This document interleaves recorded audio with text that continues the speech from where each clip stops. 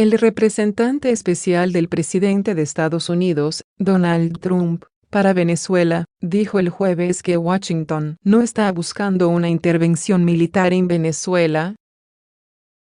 En una audiencia de la Subcomisión de Relaciones Exteriores del Senado, Abrams indicó que siempre hay planes de contingencia para defender cada una de las embajadas en todo el mundo, pero no estamos buscando una intervención.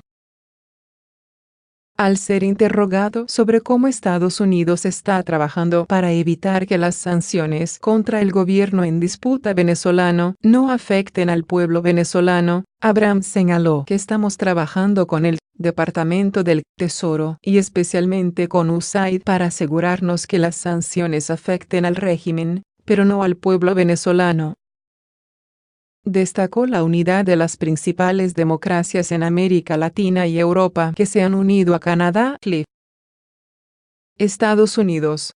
Abrams agregó que el argumento del régimen de Maduro de gringos e imperialismo yanqui no está teniendo mucho impacto. TPS para venezolanos. Elliot Abrams expresó que el TPS, o estatus de protección temporal, estaba bajo consideración y que lo discutiría con el secretario de Estado de Estados Unidos, Mike Pompeo. Hay 74.000 venezolanos que han solicitado asilo en Estados Unidos, agregó Abrams.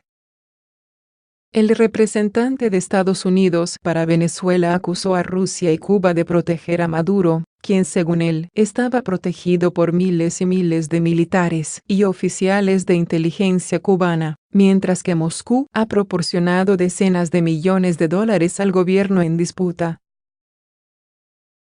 Se cree que más de 3 millones de personas han huido de Venezuela en los últimos años en medio de una profunda crisis económica marcada por la escasez generalizada de alimentos y medicamentos, así como por la hiperinflación.